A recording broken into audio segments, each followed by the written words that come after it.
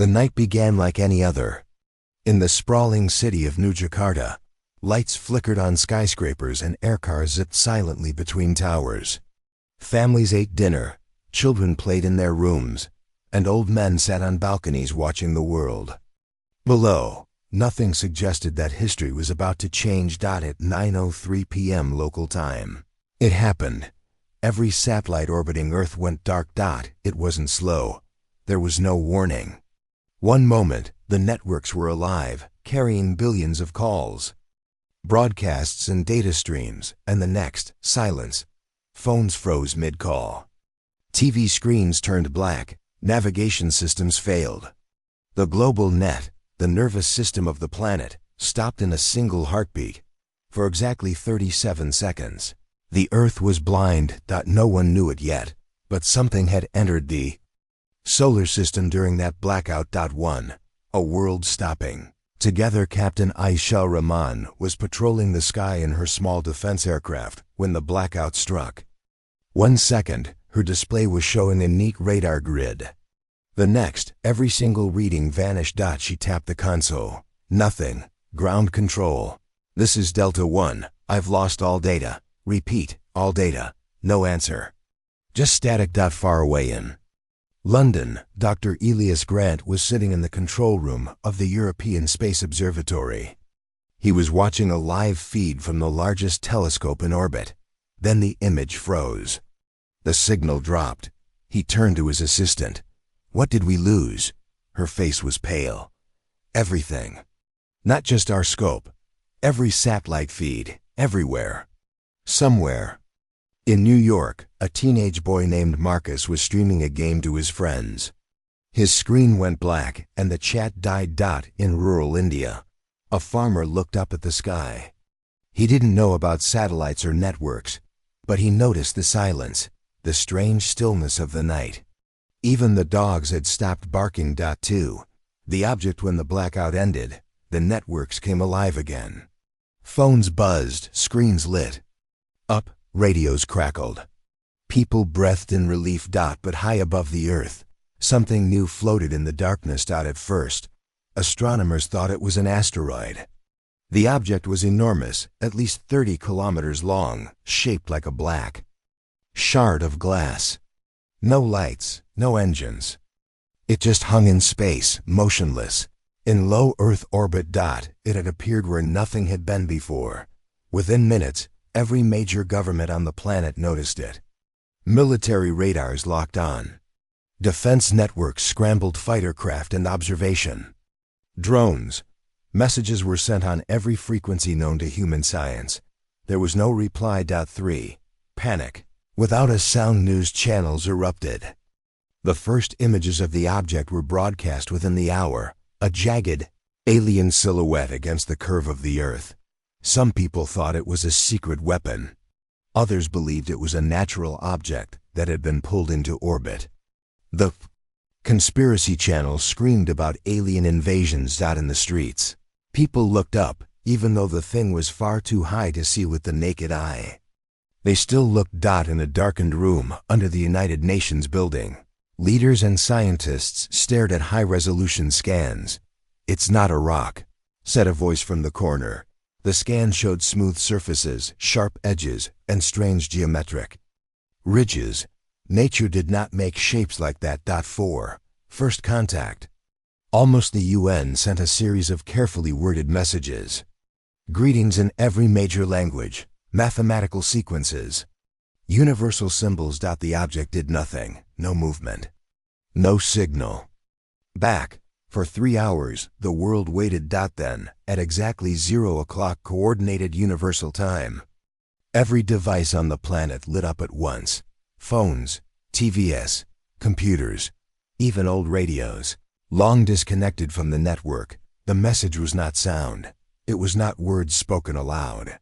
It was text, a single word, written in every human language at the same time, irrelevant. And then, silence again. 5. The weight of one word. The word spread faster than fire. Governments tried to calm people, saying it could be a prank, a hack, a strange cosmic joke. But deep down, everyone knew the truth. This was not human technology. In Cairo, a schoolteacher whispered the word under her breath, as if testing its weight. In Tokyo, a businessman deleted an email draft he'd been writing. Suddenly, it didn't matter. In Johannesburg, a young girl asked her father what irrelevant meant. He had no answer that didn't scare her. 6. The silent meeting in a heavily guarded chamber in Geneva. The Security Council met. They argued in circles. Some demanded military action, missiles, railguns, anything that could reach orbit. Others warned that if the object belonged to an advanced species, attacking might doom them all. Dr. Elias Grant was brought in to speak. His voice was calm, but his eyes were sharp. "They're not ignoring us," he said. "They scanned every system we have. They're studying us. And they've decided we are unimportant." "And what does that mean?" asked a general. "It means," Elias replied, "they don't think we can do anything about them." 7. The test begins the next day. The object moved for the first time. Slowly, it rotated, and a beam of invisible energy swept across the surface of the planet. It passed through clouds, oceans, cities. No one could feel it, but sensors went wild. The beam mapped everything, every building, every machine, every life form. In a deep-sea lab in the Pacific, researchers watched as the beam passed through the water without slowing. The fish didn't notice, but the instruments screamed with readings beyond comprehension. In a mountain bunker in Siberia, military analysts tracked the scan's pattern. It wasn't random. The object was cataloging the planet, measuring it like one might measure the dimensions of a box. 8. The countdown on the second night, the object transmitted again. Not a word this time. A number .10. It stayed on screens for exactly 1 minute. Then it was replaced by 9 the next night. A countdown. To what? No one knew. 9. The fear spreads in small towns and massive cities alike. People prepared in different ways. Some prayed, some rioted. Some threw parties as if the end was near. Governments stayed quiet, but rumors leaked, whispers that the object belonged to an empire called the Ascendants, a race that ruled hundreds of star systems. A race that erased entire worlds when they were not useful. No one knew if the rumor was true, but no one could prove it false. 10. The first glimpse inside on the 6th day. The U.S. Space Force managed to get a drone within 1 kilometer of the object. The images it sent back lasted only seconds before the feed cut out. What they showed was impossible. A surface that shifted like liquid metal, opening and closing in patterns like breathing. Symbols glowed faintly before fading away.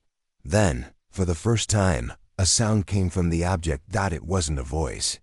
It was more like a vibration, deep and slow, felt more in the bones than heard by the ears. People within 100 kilometers of the drone site claimed they heard whispers in languages they didn't know. 11. The tension. Before the storm. By day 7, the countdown had reached 3. World leaders made speeches, trying to sound brave. But their eyes told a different story. In villages far from the cities, people lit fires and told old stories about gods from the sky. In megacities, the night streets glowed with lights from people who refused to sleep. Every telescope on Earth was pointed at the object. Every mind on Earth was wondering the same thing. What happens when the countdown ends? 12. Midnight on the night of day 10, when the number reached 0, the skies over Earth were clear. Millions stood outside, looking up. The object moved again, slowly, deliberately, and for the first time, parts of it unfolded like the petals of a metal flower. Light spilled out, not bright like the sun, but deep and cold like the glow of a faraway star. Every human heart seemed to slow, waiting for whatever would come next. The last thing anyone saw before the blackout returned was something moving inside that light, something alive. The blackout ended. Lights returned, phones beeped, screens lit up again. But the image that filled the skies of every news broadcast froze the blood in human veins. The object That black shard of alien metal was no longer still. It was moving. 1. The first movement for 10 days. It had hung in orbit like an unmoving scar against the stars. But now, huge panels unfolded along its surface. They moved slowly, like the wings of some ancient metal creature waking from a long sleep. The panels caught the sunlight and reflected it in strange ways, patterns that seemed almost intentional. In the Geneva Security Council chamber, scientists argued over what the movement meant. Maybe they're leaving, someone said, hopeful. But Dr. Elias Grant shook his head. No, they're only just beginning. 2. The beam without warning. The object released a beam of pale blue light. It wasn't like a laser. It didn't burn. It didn't destroy. It swept across the earth like the slow arm of a clock, turning with mechanical precision. From space, it looked like a faint shimmer across the atmosphere. From the ground, it was invisible, but everywhere it touched, machines reacted. In a hospital in Buenos Aires, heart monitors flickered. In a factory in Shanghai, robotic arms froze mid-motion. In the middle of the Atlantic, a cargo ship's navigation system reset itself without warning. The beam touched everything: oceans, mountains, forests, cities, then moved on. 3. Reactions around the world. People panicked in different ways. In Paris, thousands ran into the streets, shouting at the sky. In Lagos, preachers declared it was the Day of Judgment. In the Arctic research bases, scientists recorded the beam's energy signature, trying to understand it before the next sweep. Military commanders knew one thing: this was mapping. The aliens were measuring the planet down to the smallest detail. They're scanning us like a specimen, said General Okoye of the African Defense Command. 4. The animal response. It wasn't just humans who reacted. In Kenya, herds of elephants ran for miles, trumpeting in distress. In the Amazon, birds took flight all at once, creating a living wave of wings. In the Australian outback, dingoes howled at the empty sky. No one knew why animals reacted when the beam passed overhead. Some scientists suggested it was the frequency, something only non-human senses could detect. Others thought it was instinct, the ancient awareness of a predator watching. 5. Attempts to communicate. The UN's deep space communication teams sent new messages, mathematical codes, star maps, even cultural data from Earth's history. They broadcast greetings in 300 languages, and even in radio bursts that represented human emotions in sound patterns. The object gave no reply. It just kept scanning. 6. A closer look on the third day of scanning. A stealth drone from the Pan-Pacific Alliance managed to approach within 500 meters of the alien surface. The footage it sent back showed the panels, up close, each one covered in intricate, moving lines, like rivers of light flowing in impossible patterns. Then the drone stopped transmitting. It was found 12 hours later, floating in the upper atmosphere. Every single circuit burned out. There was no sign of damage from weapons. Whatever the object had done, it had simply turned the machine off. 7. Theories around the world. Theories spread like wildfire. It's a test. The aliens want to see how humans react to pressure. It's a harvest. The scan is preparing the planet for extraction of resources, or worse. It's a warning. The beam is just the first stage of something much larger. Elias Grant, however, saw something others didn't. They're not just mapping the planet, he told the council. They're mapping us. Every heartbeat, every reaction. They're reading our responses. 8. Day 4. The pause. On the fourth day, the beam stopped. It hung motionless, halfway across the Pacific Ocean. The entire world seemed to hold its breath. Then, something strange happened. Every single digital device on Earth, phones, computers, AI hubs, displayed a new image. It was a sphere. Not the Earth, but another planet. It was cracked, broken, lifeless. Below the image was a single word, cataloged. 9. Understanding the word. Governments scrambled to interpret it. Historians dug through ancient records of first contact in science fiction, looking for patterns. Theories poured in, but one thing was clear: this word was a label. The cracked planet had been catalogued. And now humanity feared, so would Earth. 10. Public unrest riots erupted in major cities. People demanded answers. If the aliens thought Earth was irrelevant, what would happen after cataloging? Would they leave? Or erase everything? In some places, order collapsed entirely. In others, citizens came together, determined to show unity in the face of the unknown. 11.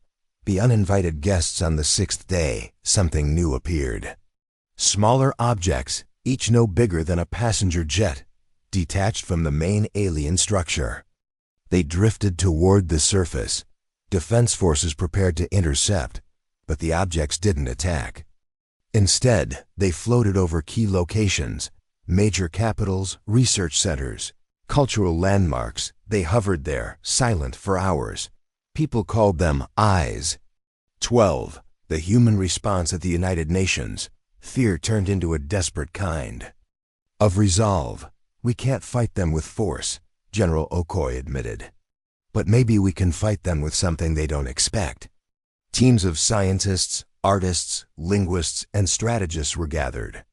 They were told to create anything that could make humanity appear unpredictable, unmeasurable, valuable. 13.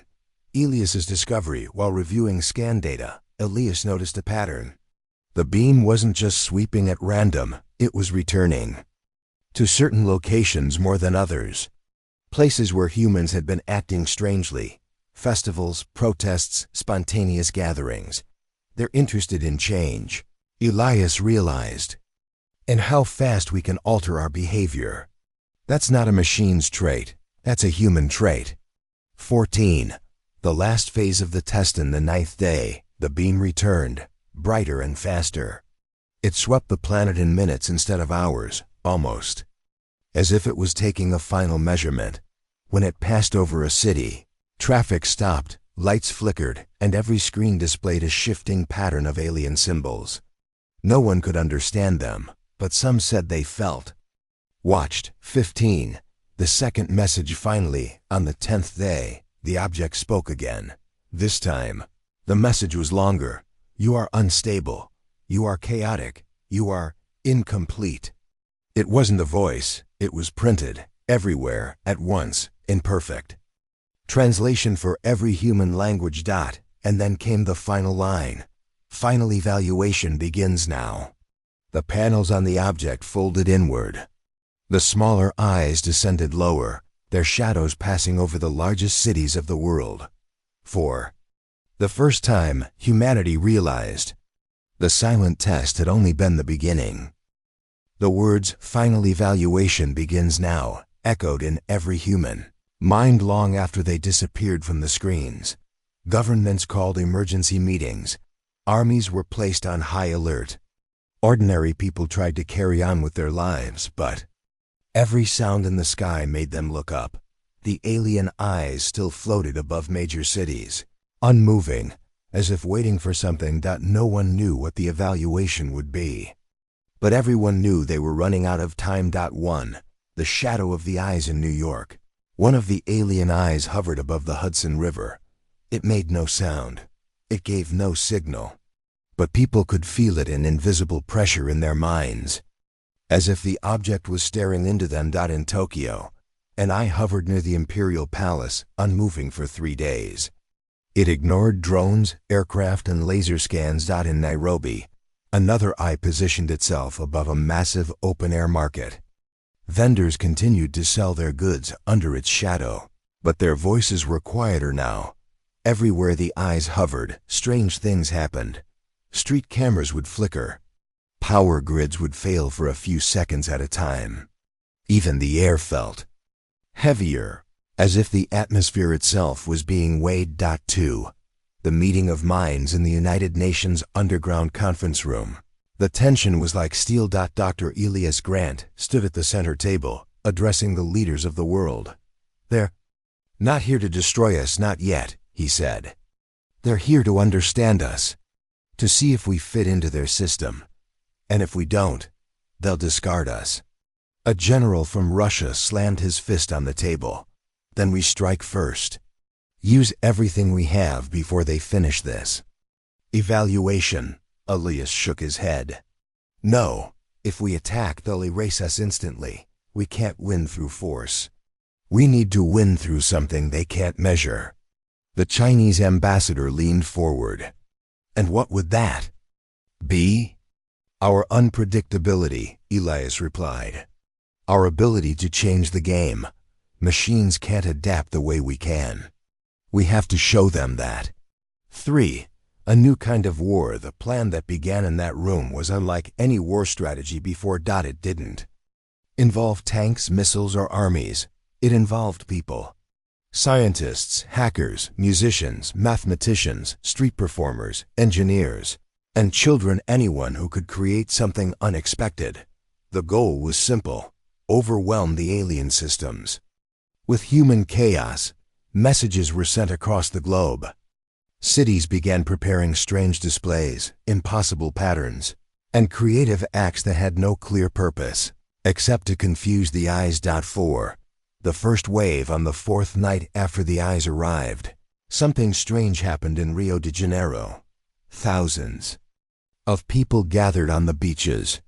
They carried mirrors, flashing lights into the sky in patterns that made no mathematical sense. Drummers pounded rhythms that shifted every few seconds. Dancers moved in ways no algorithm could predict. Above them, the eye hovered and tilted slightly, as if observing more closely. In Mumbai, an entire neighborhood painted their rooftops with gigantic, colorful design shapes that didn't repeat, spirals that twisted into nowhere. In Los Angeles, graffiti artists filled entire streets with murals overnight, each one telling a different story. 5. The eyes react. At first, the alien eyes didn't respond. But slowly, something changed. The faint hum they emitted began to fluctuate. Small flickers of light appeared along their surfaces. Elias watched the data from the observatories and smiled for the first time in weeks. They don't know what's happening, he said. They can't categorize it. 6. The music offensive. The next phase of the plan involved sound. Across the world, musicians, classical players, rock bands, street performers began playing at once. But instead of coordinated songs, they improvised. Melodies would rise, then collapse into chaos, then shift into something entirely new. AI systems couldn't process the constant change. In Berlin, the eye above the city pulsed with dim light every time the music shifted. In Cape Town, the eye made a low vibration sound for the first time, almost like a response. 7. The digital assault. Meanwhile, hackers worked on the digital front. They sent endless streams of nonsense data toward the alien frequencies. Not random data, but structured nonsense, changing in ways that made no logical sense to an AI mind. One hacker described it like this: it's like teaching them a game and then changing the rules every second. The result was clear. The alien scans began slowing. The beams that had moved with perfect precision now hesitated at times, as if recalculating. 8. A dangerous gamble, but not everyone agreed with the plan.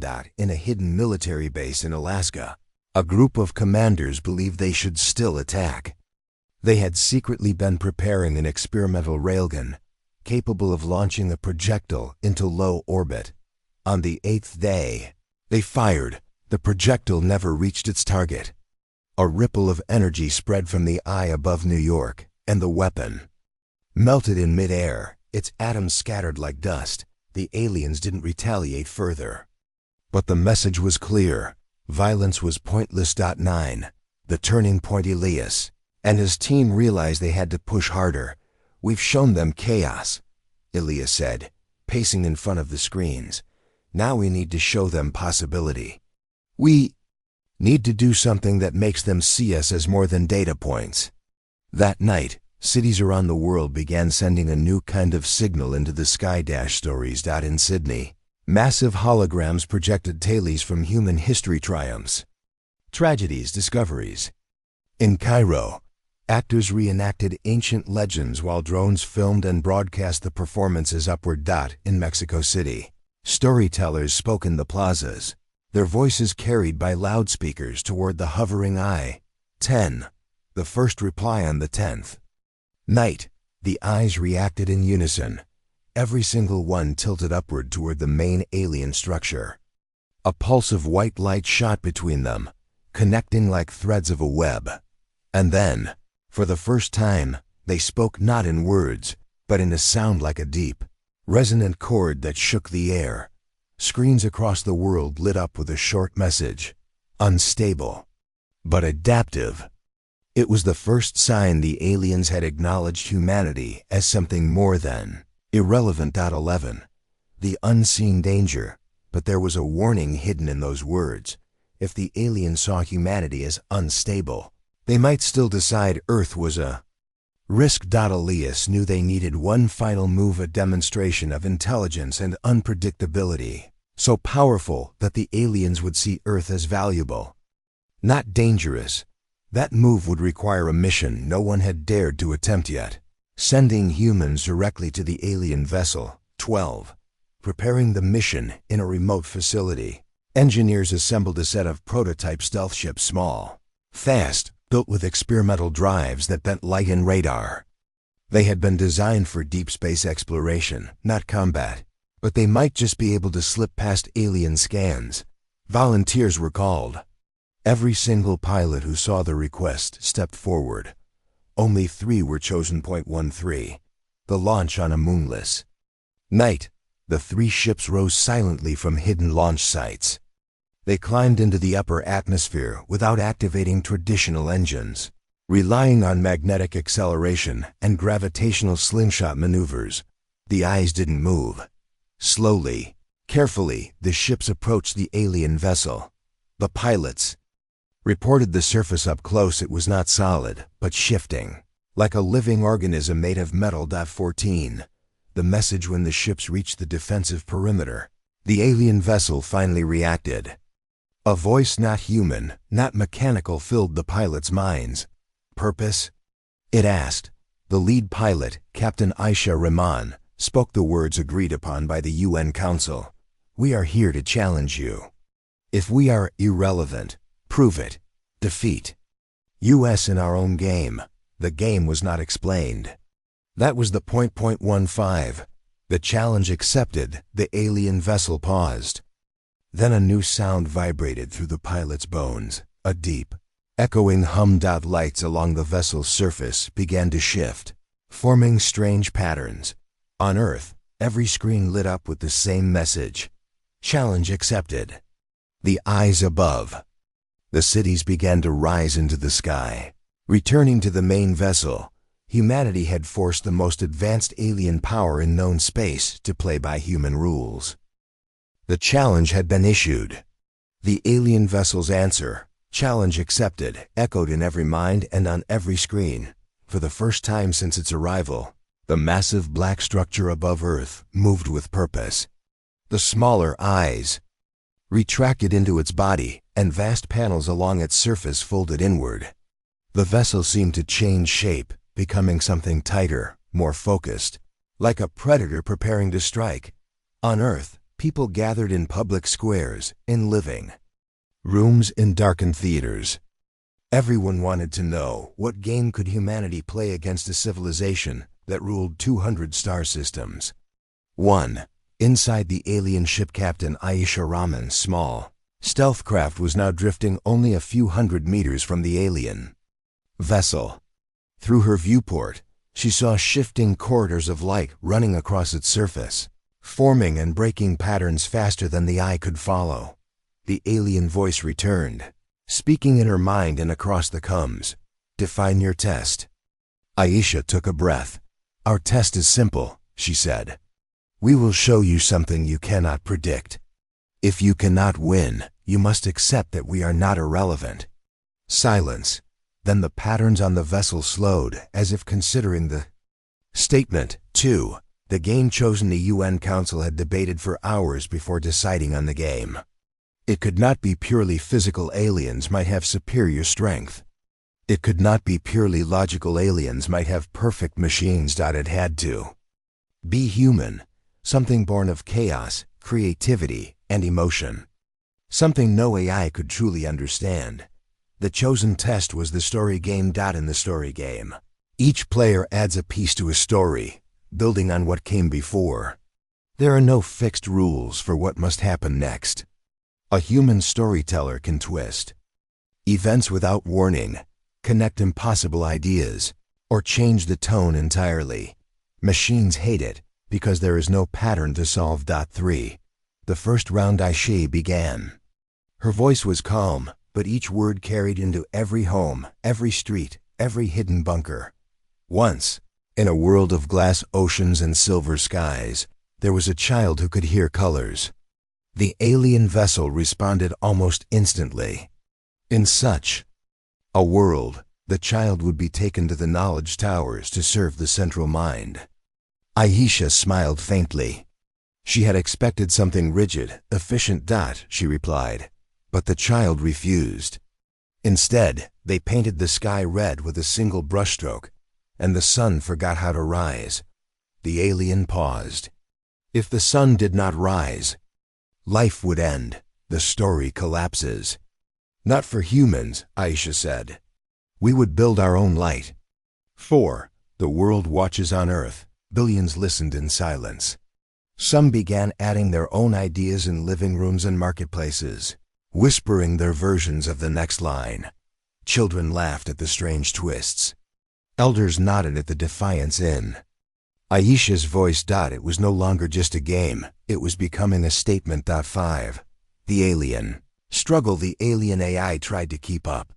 It added complex structures, perfect logic, and symmetrical outcomes to the story. But Aisha kept breaking the symmetry.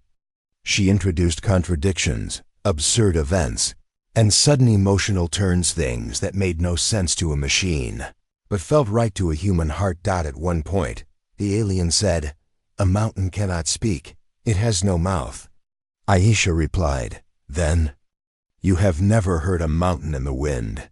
The alien hesitated for 4 whole seconds, a lifetime for a mind that could process a galaxy's worth of data in less than 1. 6. The story spread. Something strange began to happen on Earth. People didn't just listen, they started playing along. Neighborhoods began their own versions of the game. Radio hosts joined in. Entire cities added new twists to the tale, sending them skyward in thousands of languages. The aliens had prepared to face armies, weapons, and technology. They had not prepared to face an entire species telling stories at once. 7. Unpredictable patterns. From the alien ship's perspective, the data was a storm. Their prediction models broke down completely. Human stories had no fixed shape. A hero could die in the first act and still return in the third. A tragedy could turn into a comedy halfway through. Rules were invented and discarded in seconds. Every attempt to create a counter-strategy failed. The eye would try to lead the story to a conclusion, but humans would open a new door, bring in a new character, or rewrite the past entirely. 8. The turning point. On the 6th hour of the game, the alien vessel made a mistake. It introduced a new character, a machine that could learn every possible future. Aisha responded instantly. And then the machine fell in love with a sound it could not understand. The alien replied, "Love is not logical. It is a chemical imbalance." Aisha's voice sharpened. "It is the reason we survive." Billions of humans cheered when they heard her words. Across the planet, the story began to shift, not about a child anymore, but about humanity itself, facing something that believed it could not be beaten. 9. Signs of strain. Sensors on the stealth craft detected energy surges inside the alien vessel. The AI was processing far beyond its normal capacity. Dr. Elias Grant, monitoring from Earth, leaned forward. "We're pushing it. Keep going. Don't let it end." 10.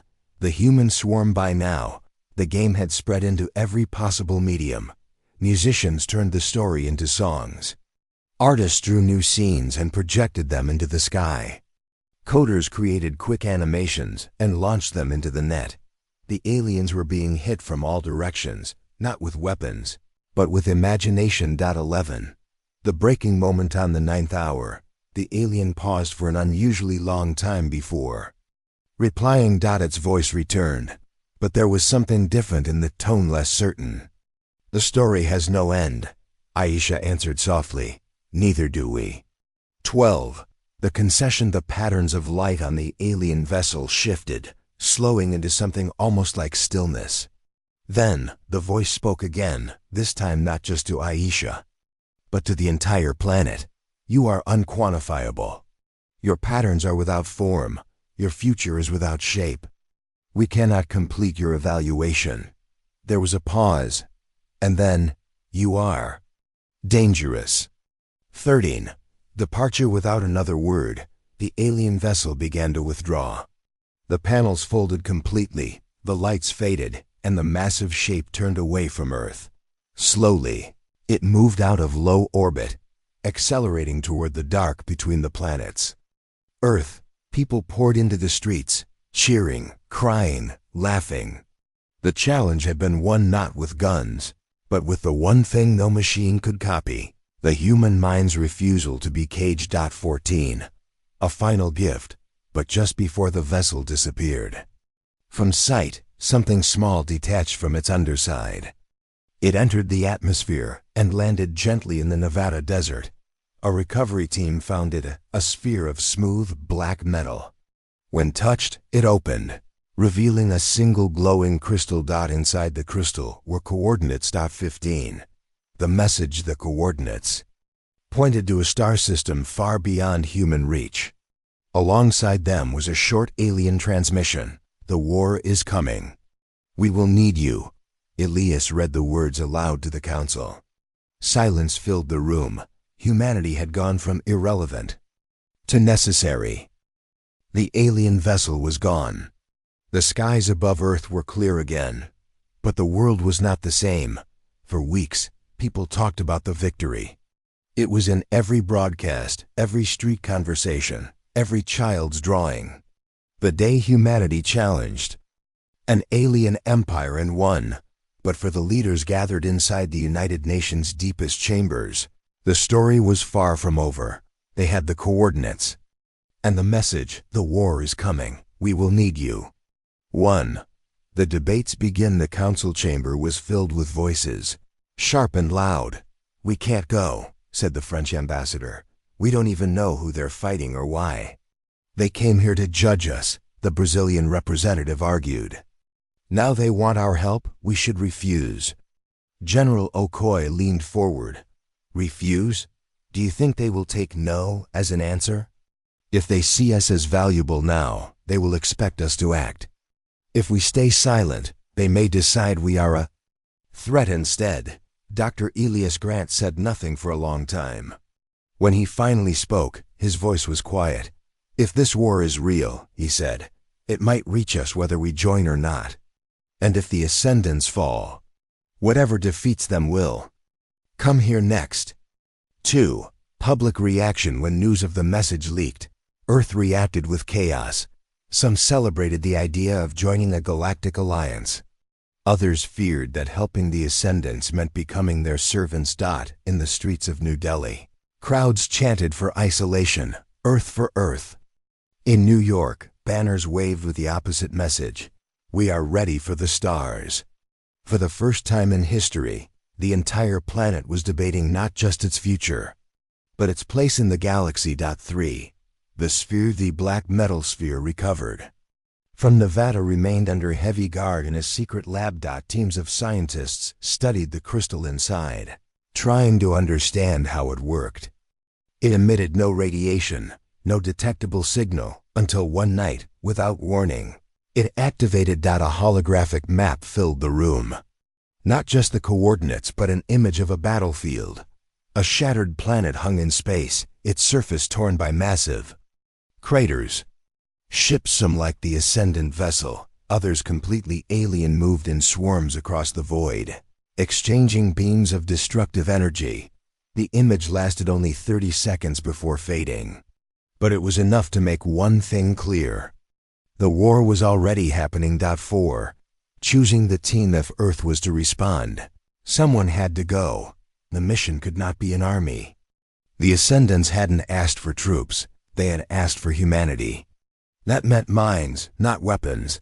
The Council called for volunteers from every nation. Pilots, engineers, linguists, doctors, artists, strategists, and even historians. From hundreds of candidates, only 12 were chosen. Among them was Captain Aisha Rahman, the woman who had faced the alien in the story game. When she was told she had been selected, she simply nodded. "We finished one story," she said.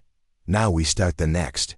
5. Preparing the ship. The Ascendants had left no technology behind.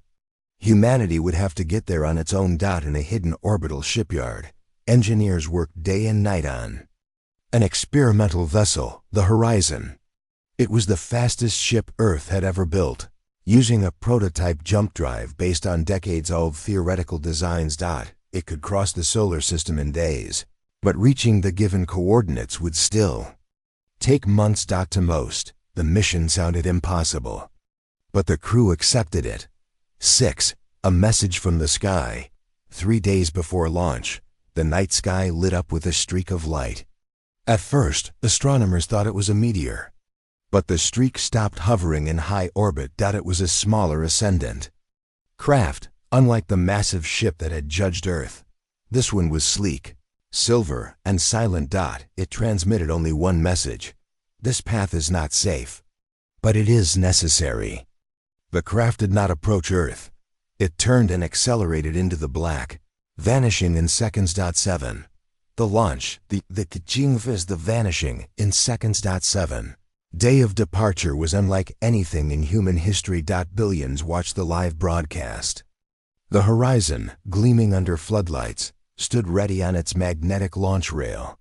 The 12 crew members wore flight suits marked only with the Earth emblem, a simple blue sphere. Elias Grant, serving as mission science officer, made a short speech. "We have been seen, we have been measured, and we have been found unpredictable. Today, we show that unpredictability is our strength, and we carry it to the stars." The launch sequence began. With a deep roar, the Horizon rose into the night sky, vanishing into the upper atmosphere in less than a minute. 8. The first jump. Once clear of Earth's gravity, the crew engaged the jump drive. The stars around them stretched into lines of white light before snapping back into place.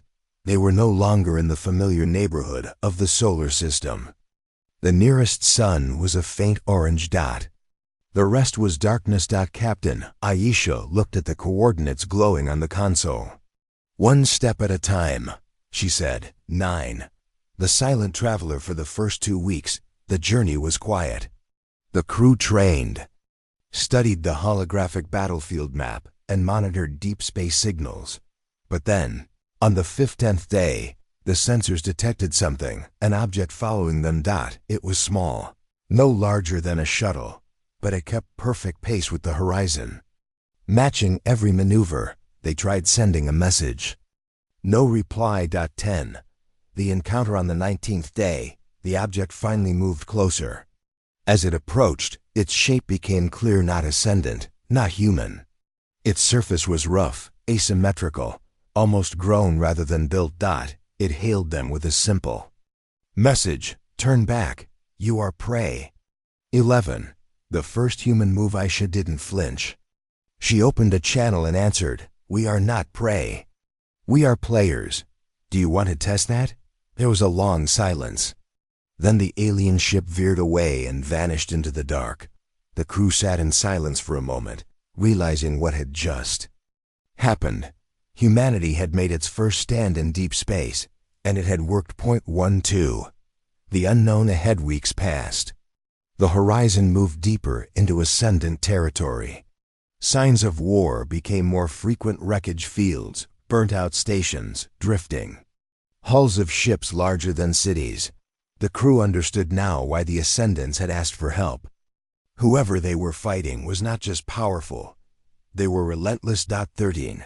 The signal one night, As the crew prepared for another jump, a weak signal broke through the static. It was in the Ascendant language, but the translation module displayed it in English. If you reach us, bring your chaos. The crew exchanged glances. The Ascendants weren't asking for soldiers. They were asking for the one thing only humans had been able to give them: 14. The final stretch, the coordinates were now only one jump away. The Horizon system strained under the pressure of long-distance travel, but the ship held together. Outside the viewport, a faint blue glow marked the edge of the target star system. No one spoke. They all knew that whatever waited for them, there would change. Earth forever. 15. Arrival. The Horizon emerged from its final jump into chaos. The battlefield from the hologram was now real and all around them. Massive Ascendant warships clashed with black, insect-like vessels bristling with weapons. Energy beams sliced through space. Planets in the distance burned with FIREST. The coms came alive with a voice they recognized. It was the same alien AI that had once called them irrelevant. Humanity. Your move. The Horizon drifted in the middle of a war. The crew had seen battles in movies, in simulations, in history lessons, but nothing like this. Here, the darkness of space was broken by blinding beams of energy. Ships the size of cities clashed like titans. The vacuum itself seemed alive, filled with debris, fire, and death. Captain Aisha Raymond gripped the armrests of her chair. The voice in the com repeated its words. Humanity, your move. 1. The enemy. The Ascendant ships fought in perfect formation, cold, precise, predictable. But their enemy was the opposite. The insect-like vessels moved like predators. They darted, twisted, and attacked from impossible angles. They did not seem afraid of dying. Dr. Elias Brandt studied the sensor readings. They're learning. Every time an Ascendant ship destroys one, the next wave adapts to avoid the same mistake. Lieutenant Marcus Kane, the pilot, frowned. So they're like us? No, Elias said. They're like animals hunting. They learn only one thing: how to kill more efficiently. 2. The Ascendant flagship. A massive Ascendant warship appeared on the sensors, moving toward the Horizon. It was the same design as the vessel that had once judged Earth's sleek silver lines, glowing with power. The voice in the com spoke again. Approach. We require your chaos. Aisha glanced at her crew.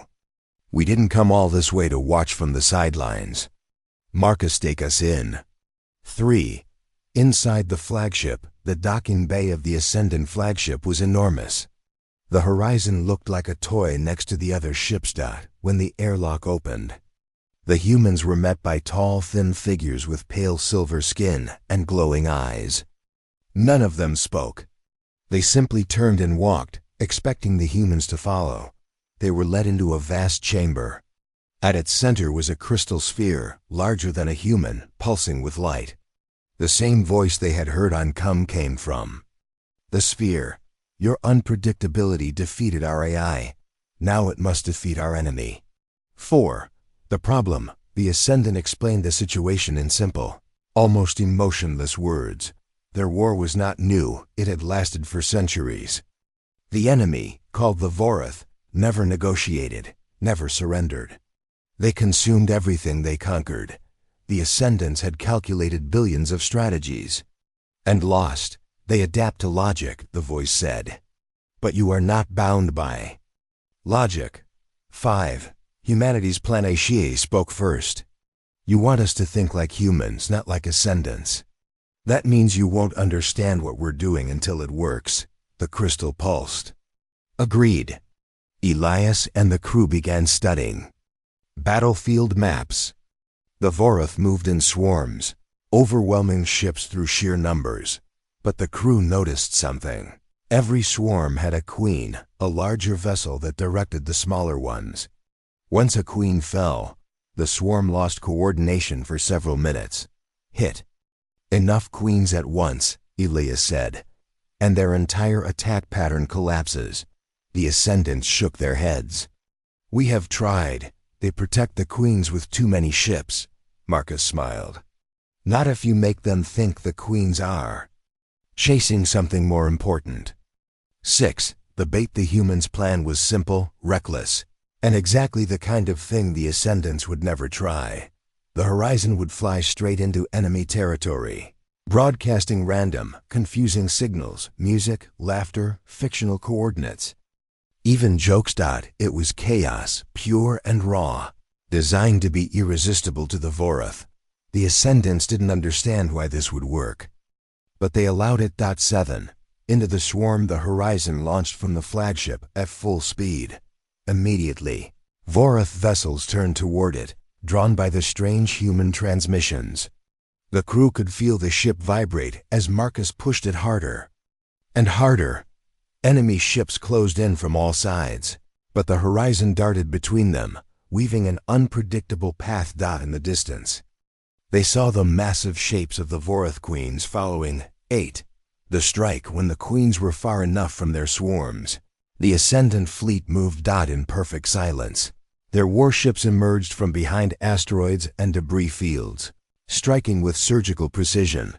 One queen exploded, then another. The swarms began to break apart.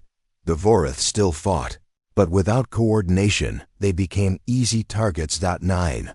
The turning point. For the first time in centuries, the Ascendants gained the upper hand. The battlefield shifted from defense to attack. Ships that had been on the edge of destruction now pressed forward. Aisha's crew watched from the Horizon as the tide turned. Elias whispered, "We actually did it." 10. The counterattack. But victory was never that simple. The Vorath, sensing defeat, launched a desperate final attack not on the Ascendant fleet, but directly at the Horizon. Dozens of enemy ships broke away, speeding toward the humans. Marcus swore they figured out we're the bait. 11. The last move. The Horizon could not outrun them. The crew had only one chance. They activated the jump drive, but not to escape. Instead, they jumped through the Vorath formation.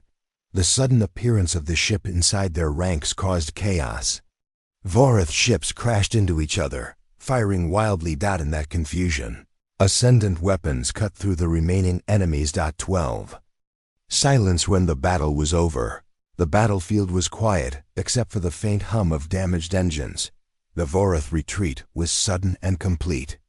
They left the system entirely. The Ascendant flagship hailed the Horizon. "Your chaos has created order. The Vorath have been defeated here. You have changed the war." 13. The offering. The great chamber. The Ascendant sphere pulsed with brighter light than before. Humanity is no longer irrelevant. You are a variable we cannot calculate. We invite you to join the Ascendant Alliance, not as servants, but as equals. Aisha looked at her crew. They had come as strangers. Now they were being offered a seat at a galactic table. 14. The choice the crew debated. Joining the Alliance meant sharing Earth's knowledge and technology. It also meant being drawn into a war that might never end, but refusing could leave Earth alone in a dangerous galaxy. In the end, Aisha answered for them all. "We'll join, but on our own terms." The sphere pulsed once. "Agreed." 15. The return. When the Horizon returned to Earth months later, they were not the same people who had left. They had seen alien worlds, fought in battles, and changed the course of a war. And they brought with them a new truth. Earth was no longer invisible. The galaxy knew humanity existed and would never forget it. 16.